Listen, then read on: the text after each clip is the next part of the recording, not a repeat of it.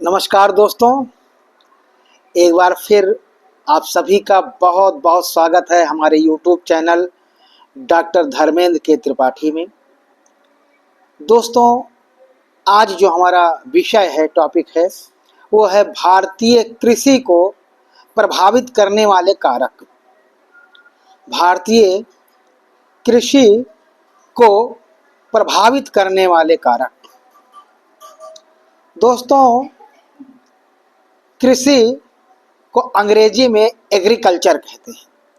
कृषि को अंग्रेजी में एग्रीकल्चर कहते हैं। एग्रीकल्चर शब्द लैटिन भाषा के दो शब्दों से मिलकर बना है।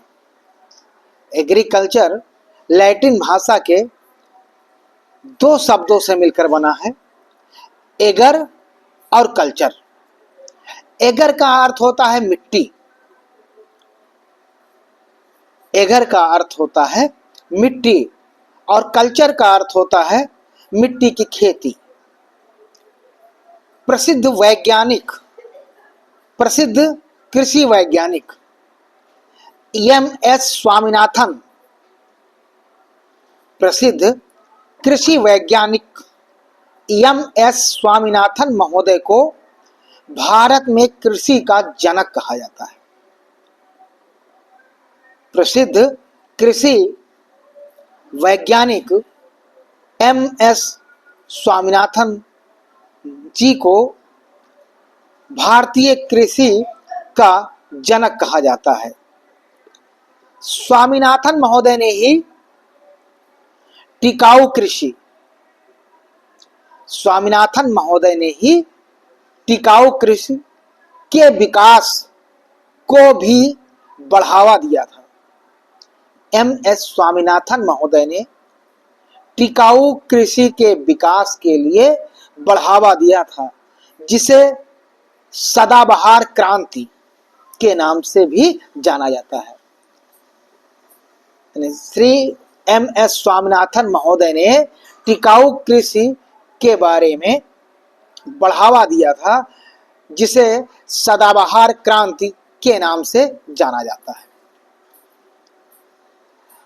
भारत के आर्थिक विकास में अगर देखा जाए, भारत के आर्थिक विकास में कृषि एग्रीकल्चर का विशेष महत्व है। भारत के आर्थिक विकास में एग्रीकल्चर का विशेष महत्व है। एग्रीकल्चर के अंतर्गत हमारे देश में न केवल जीविकोपार्जन होता है, उद्योग धंधे लगाए जाते हैं। एग्रीकल्चर कृषि के अंतर्गत न केवल जीविकोपार्जन किया जाता है, उद्योग धंधे लगाए जाते हैं, बल्कि कह सकते हैं कि कृषि जो है हमारी अर्थव्यवस्था की रीढ़ की हड्डी है। अगर देखा जाए तो कृषि हमारी अर्थव्यवस्था की रीढ़ की हड्डी है। देश के उद्योग धंधे देश के उद्योग धंधे, विदेशी व्यापार और विभिन्न देशों की मुद्राएं अर्जन करने और अनेक प्रकार के योजनाओं की सफलता और अनेक प्रकार की योजनाओं की सफलता एवं राजनीतिक स्थायित्व भी कृषि पर निर्भर है। विभिन्न प्रकार की राजनीतिक स्थायित्व भी अगर देखा जाए तो कृषि पर निर्भर है। कृषि को अनेक कारक प्रभावित करते हैं। भारतीय कृषि को अनेक कारक प्रभावित करते हैं, जिसके अंतर्गत भौतिक कारक, आर्थिक कारक और सामाजिक कारक प्रमुख भूमिका में है। भारतीय कृषि को अनेक कारक प्रभावित करते हैं, जिसमें भौतिक कारक, आर्थिक कारक और सामाजिक कारक प्रमुख भूमिका में हैं। अब नंबर 1 है भौतिक कारक। नंबर 1 भौतिक कारक। कृषि पर प्रभाव डालने वाले भौतिक का घटकों के अंतर्गत, कृषि पर प्रभाव डालने वाले भौतिक कारकों के अंतर्गत भूमि की प्रकृति, भूमि की प्रकृति, मिट्टी के गुण दोष, पवन, तापमान, आर्द्रता और वर्षा की मात्रा को सम्मिलित किया जाता है। यानी भौतिक कारकों के अंतर्गत भूमि की प्रकृति, मिट्टी के गुण दोष, पवन, तापमान, आर्द्रता और वर्षा की मात्रा को सम्मिलित किया जाता है। इसमें से कई घटक, इनमें से अनेक घटक मानव ने प्रयास से परिवर्तन किए हैं। इसमें से कई घटक मानव ने अपने प्रयास के द्वारा उसमें परिवर्तन किए हैं। जिन भूभागों में जल का अभाव पाया जाता है, जिन भूभागों में जल का अभाव पाया जाता है, वहां सिंचाई के साधनों के द्वारा जल की कमी को दूर कर दिया जाता है।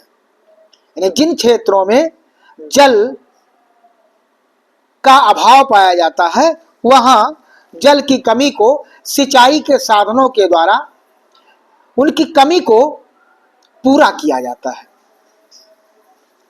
जहां भूमि अनुर्वर हो गई है, जिन क्षेत्रों की भूमि अनुर्वर हो गई है, उन क्षेत्रों में अनेक प्रकार की प्राकृतिक और रासायनिक उर्वरकों का प्रयोग करके उस भूमि को उर्वर बनाया जा सकता है।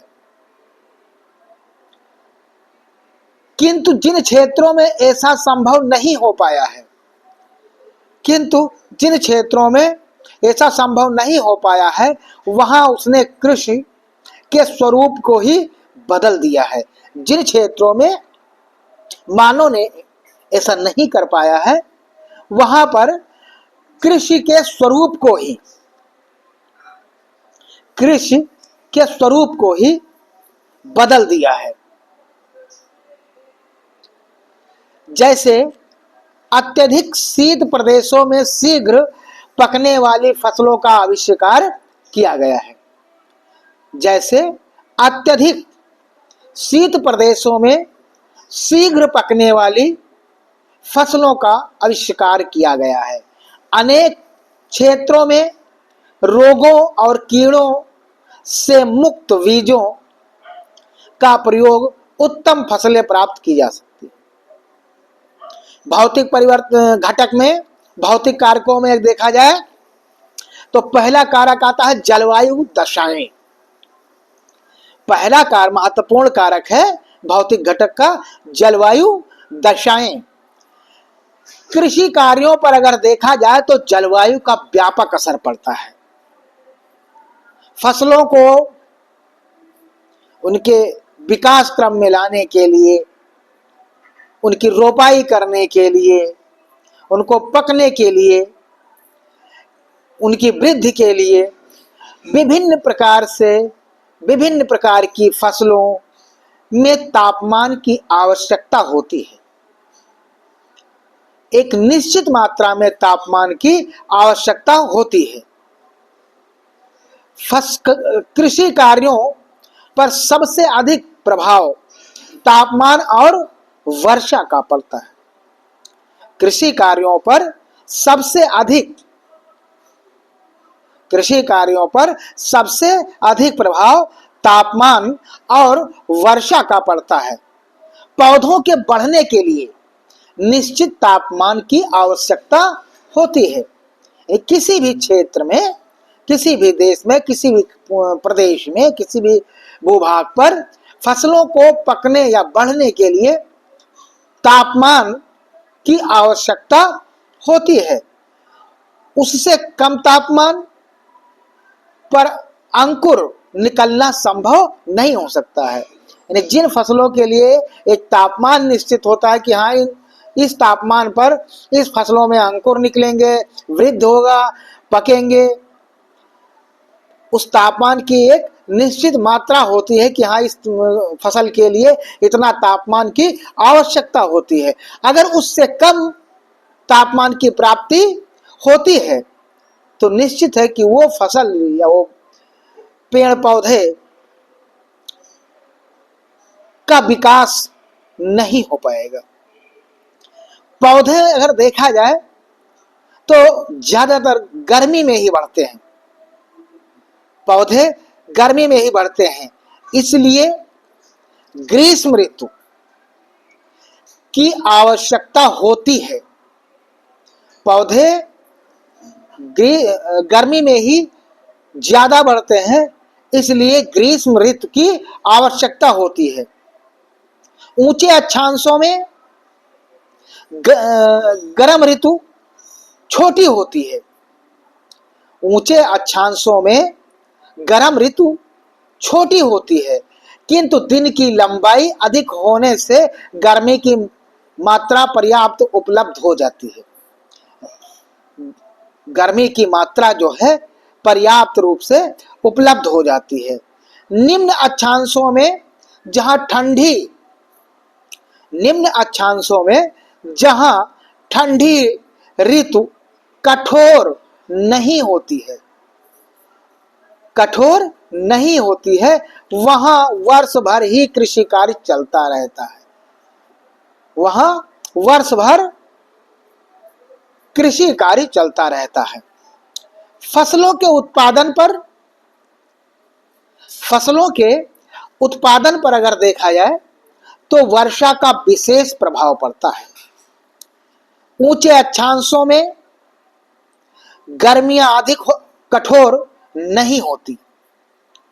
ऊंचे अक्षांशों में गर्मियां अधिक कठोर नहीं होती, अतः पौधों की में नमी की मात्रा भाप बनकर उड़ नहीं पाती है और न ही वायु इतनी सूखी होती है कि वह पौधों की नमी को सुखा सके। शीतोष्ण कटिबंध में उष्णकटिबंधीय प्रदेशों की अपेक्षा फसलों को कम मात्रा में जल की आवश्यकता होती है।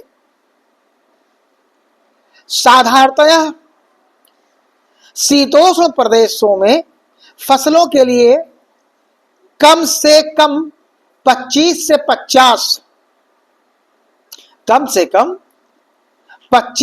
से 50 सेंटीमीटर वर्षा पर्याप्त मानी जाती है, जबकि उष्ण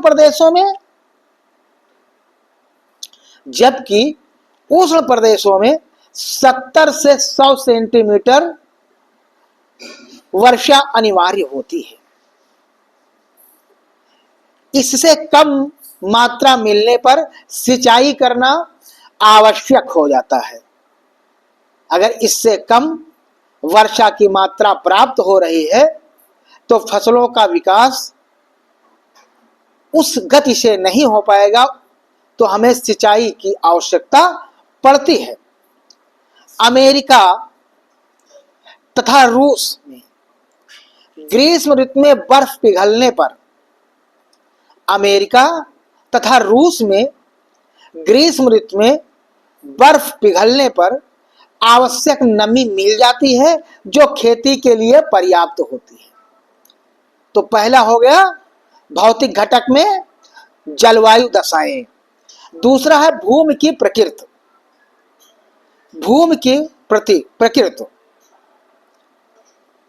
फसलों की उत्पादकता जो होती है वो भूमि की प्रकृति के आधार पर होती है।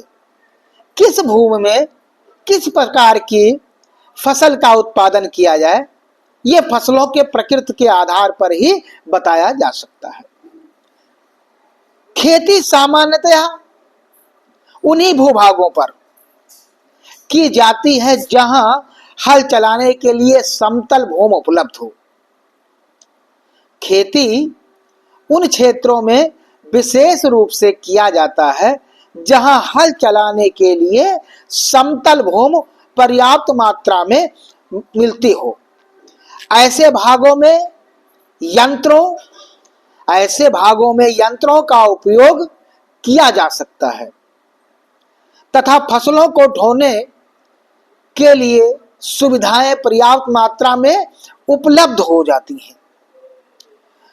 वस्तुतः नदी घाटियां, उपजाऊ समतल भागों में, समुद्र तटीय मैदानों में ही कृषि की जाती है, जहां पर जनसंख्या का भार अधिक होता है तथा खेती पहाड़ों के ढालों पर भूमि को छोटे छोटे टुकड़ों या सीढ़ियों के आकार काटकर की जाती है।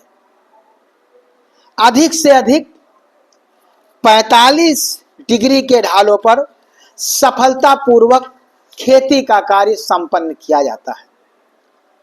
तीसरा है भौतिक कारक में उपजाऊ मिट्टी।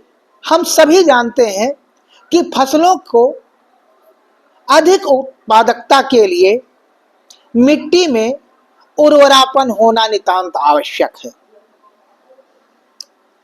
कम उपजाऊ वाले भागों में मिट्टी की उर्वरा शक्ति बढ़ाने के लिए प्राणिज अथवा रासायनिक खादों का उपयोग बढ़ाया जाता है। विश्व में खेती की दृष्टि से कांप, कछार या दोमट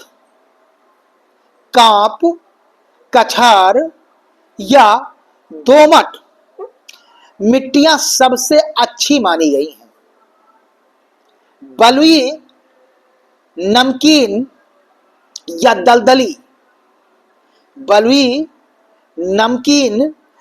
दलदली मिट्टी कृषि के लिए बलुई, नमकीन या दलदली मिट्टी कृषि के लिए उपयुक्त नहीं होती है। इसी कारण मरुस्थलों में अथवा दलदली भागों में कृषि क्रिया का अभाव पाया जाता है। इसी प्रकार अधिक वर्षा वाले भागों में भी भूमि की उर्वरा शक्ति के धरातल में रिस या बहकर चले जाने से खेती करना कठिन हो जाता है। तो ये थे भौतिक कारक। भौतिक कारकों में 3 चीजें बताई गई। दूसरा आता है आर्थिक कारक। दूसरा महत्वपूर्ण कारक है आर्थिक कारक। आर्थिक कारों के अंतर्गत अगर देखा जाए तो नंबर 1 आता है बाजारों की निकटता।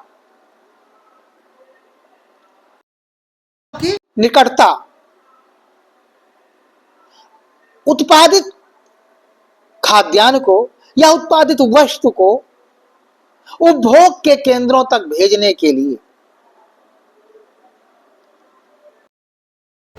का होना नितांत आवश्यक होता है। कोई क्षेत्र उपभोग के केंद्रों से कितनी दूर है, यह बात भी खेती को प्रभावित करती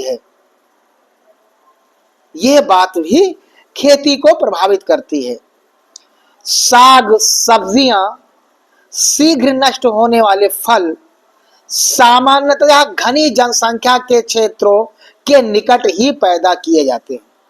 साग सब्जी और अनेक शीघ्र नष्ट होने वाले चीजें सामान्यतः देखा जाए तो नगरों के चतुर्दिक समीपवर्ती भागों में ही उनकी उत्पादकता प्राप्त की जाती है, किंतु खाद्यान्न और उद्योगों के लिए कच्चा माल दूर स्थित किंतु खाद्यान्न और उद्योगों के लिए कच्चा माल दूर स्थित ग्रामीण क्षेत्रों में उत्पन्न किया जाता है। दूर स्थित ग्रामीण क्षेत्रों में उत्पन्न किया जाता है। जैसे उत्तर पश्चिम फ्रांस का ब्रिटनी क्षेत्र इंग्लैंड के लिए और फ्लोरिडा का दक्षिणी पूर्वी भाग संयुक्त राज्य अमेरिका के उत्तरी पूर्वी नगरों के लिए सब्जियां और फल पैदा करते हैं। ग्रेट ब्रिटेन, जापान और इटली ग्रेट ब्रिटेन, जापान और इटली कपास की प्राप्ति भारत, पाकिस्तान और सूडान से करते हैं। दूसरा कारक है, आर्थिक घटक का दूसरा कारक है यातायात के साधन। उत्पादित वस्तु को उपभोग के केंद्रों तक भेजने के लिए या विभिन्न प्रकार के खाद्यान्न या अनाज को किसान जब उत्पादित करता है तो उसको बाजार के केंद्रों तक भेजने के लिए परिवहन की पर्याप्त व्यवस्था होनी चाहिए। अगर परिवहन की पर्याप्त व्यवस्था नहीं है तो उसका असर उसकी उत्पादकता पर पड़ता है। व्यापारिक ढंग से कृषि तभी संभव है, व्यापारिक ढंग से कृषि तभी संभव है जबकि कृषि उत्पादन क्षेत्रों का संबंध उपभोग के क्षेत्रों से हो। शीत भंडारों की प्रगति हो जाने से हजारों किलोमीटर दूर पैदा किए गए दूध, मक्खन, सब्जियां, मांस, फल आदि शीघ्रता के साथ उपभोग के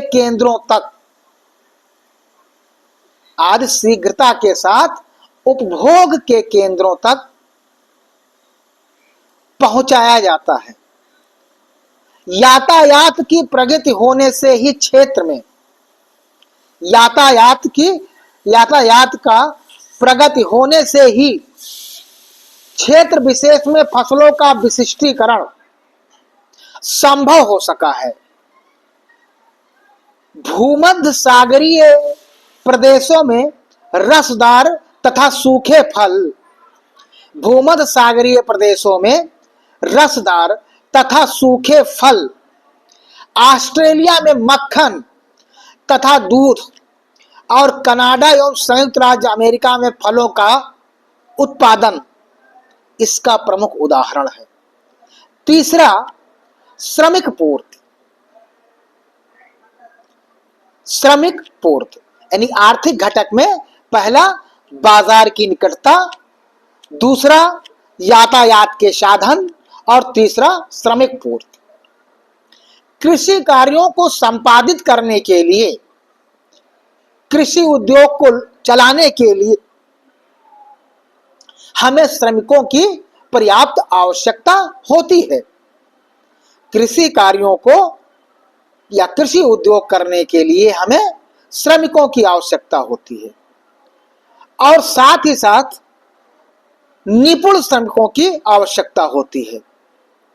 श्रमिकों की अधिकता के कारण ही दक्षिण पूर्वी देशों में चावल और चाय की खेती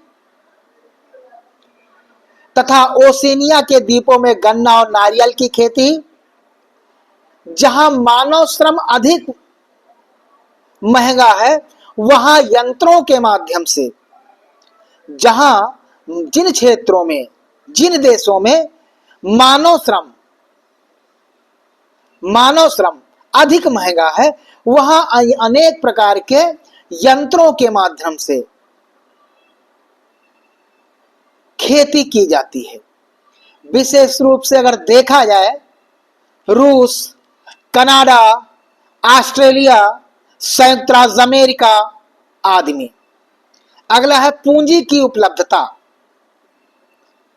पूंजी की उपलब्धता, पूंजी की उपलब्धता भी कृषि के लिए बहुत अनिवार्य कारक घटक है। पूंजी की उपलब्धता भी कृषि के लिए बहुत अनिवार्य घटक है। पूंजी से ही हम, पूंजी के माध्यम से ही हम उत्तम प्रकार के बीज, खाद, अनेक प्रकार की रासायनिक उर्वरक और अनेक प्रकार के तकनीकी ज्ञान, वैज्ञानिक ज्ञान आदि का उपभोग संभव है। मशीनों का प्रयोग, मशीनों का प्रयोग सिंचाई के साधनों का विकास और उत्पादित वस्तुओं को बाजारों तक ले जाने और उन्हें आवश्यकता पड़ने पर गोदामों व शीत गृहों में एकत्रित करने के लिए भी पूंजी की हमें आवश्यकता होती है। यानी उत्पादित पदार्थ को बाजार तक भेजने के लिए पूंजी की आवश्यकता, शीत गृहों में रखने के लिए बाजार की आवश्यकता, अनेक गोदामों में रखने के लिए हमें किसी न किसी रूप में हमें पूंजी की आवश्यकता पड़ती है। इसीलिए कहा जाता है कृषि कार्यों के लिए करने के लिए हमें पूंजी की आवश्यकता नितांत महत्वपूर्ण कारक है। राजनीति, राजनीति, स्टेट पॉलिसी आर्थिक घटकों में है। अगला राजनीति, स्टेट पॉलिसी। किसी देश की सरकार, किसी देश की सरकार की कृषि नीति भी, किसी देश की सरकार की कृषि नीति भी कृषि क्षेत्र को घटाने बढ़ाने में सहायक होती है। किसी राज्य की सरकार की कृषि नीति भी कृषि क्षेत्र को घटाने बढ़ाने में महत्वपूर्ण कारक होता है। भारत में बढ़ती हुई आबादी, भारत की बढ़ती हुई जनसंख्या के लिए खाद्यान्न की मांग पूरी करने के लिए, यानी भारत की बढ़ती हुई जनसंख्या की मांग, खाद्यान्न की मांग को पूरी करने के लिए पंचवर्षीय योजनाओं में, पंचवर्षीय योजनाओं में कृषि को, एग्रीकल्चर को प्राथमिकता दिया गया है। ग्रिफिथ टेलर महोदय के अनुसार अब नई दुनिया के खाद्यान्नों ने, टेलर महोदय के अनुसार अब नई दुनिया के खाद्यान्नों ने यूरोपीय बाजार को पाट दिया, तो विश्वतः इंग्लैंड की सरकार को कृषि के स्थान पर उद्योगों को विकसित करने की नीति को अपनाना पड़ा। फ्रांस और जर्मनी, फ्रांस और जर्मनी ने इस समस्या, फ्रांस और जर्मनी ने इस समस्या को समाधान संरक्षण कर लगाकर किया। डेनमार्क ने स्वतंत्र व्यापार नीति अपनाते हुए, डेनमार्क ने स्वतंत्र व्यापार नीति अपनाते हुए विदेशों से प्राप्त सस्ते खाद्यान्नों पर ही निर्भर रहते हैं। तीसरा है सामाजिक घटक, यानी पहला भौतिक कारक, दूसरा आर्थिक कारक और तीसरा सामाजिक कारक। सामाजिक कारकों का भी कृषि पर व्यापक असर पड़ता है। सामाजिक कारकों का भी कृषि पर व्यापक असर पड़ता है। नंबर 1, मानव की भोजन रुचि। मानव की भोजन रुचि विभिन्न देशों और जलवायु प्रदेशों में, विभिन्न देशों और जलवायु प्रदेशों में मनुष्य की भोजन रुचि भिन्न भिन्न प्रकार की होती है। अनेक क्षेत्रों में जलवायु के कारण, वर्षा की मात्रा के कारण जो भोजन, मानव का जो भोजन की रुचि है वो भिन्न भिन्न प्रकार की होती है। मानसूनी प्रदेशों में चावल, मछली और दालें, शीतोष्ण प्रदेशों में दूध, मक्खन, रोटी, फल और शराब अधिक काम में लाई जाती है। फलतः यहां इन्हीं वस्तुओं का उत्पादन किया जाता है, यानी जहां मानव की जिस हिसाब से रुचि होती है वहां उन्हीं के हिसाब से खाद्यान्नों का उत्पादन किया जाता है।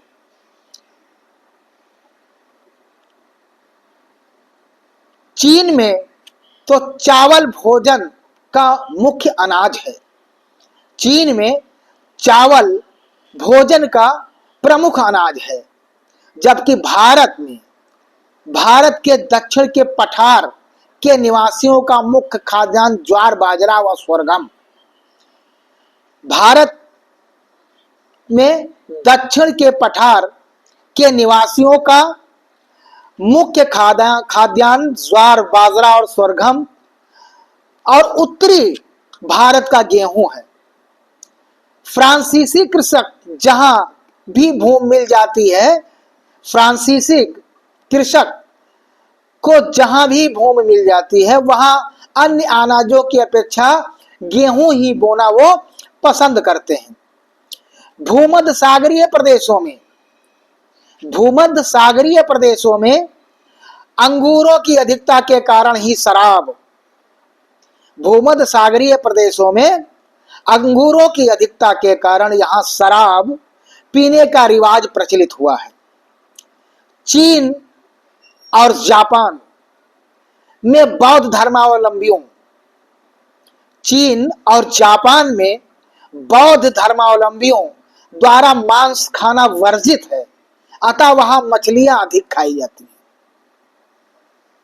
सामाजिक कारकों में दूसरा है अन्य कारक, यानी पहला कारक था मानव की भोजन की रुचि, उसके अनुसार वो मानव अपनी रुचि के अनुसार अपनी भोजन व्यवस्था के उत्पादन करता है। तो दूसरा है सामाजिक कारकों में दूसरा कारक है अन्य कारक। आधुनिक कृषि को व्यापारिक चक्रों द्वारा, आधुनिक कृषि को व्यापारिक चक्रों द्वारा तथा युद्धों को उतना ही भय रहता है जितना कि प्राचीन कृषि को जमींदारों, ओलों, बाढ़ों तथा अकालों का डर रहता है। भारतीय कृषक आज भी मानसूनों की अनिश्चितता से डरता रहता है। भारतीय किसान जो है, चूंकि यहां मानसूनी प्रकार की वर्षा होती है, तो उनके मानो भारतीय कृषक के अंतर्गत हर समय एक डर बना रहता है और अपनी फसल का मानसून का जुआ इसीलिए कहते हैं। फसलों को पैदा करने के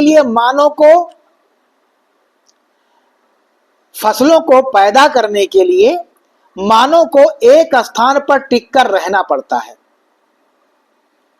अस्थायी जीवन में ही कृषि कार्य संभव है, क्योंकि बीज डालने से लगातार पौधे के बढ़ने और फसल पकने, बीज डालने से लेकर लगातार पौधे के बढ़ने और फसल के पकने तक उसकी निरंतर देखभाल करना आवश्यक होता है।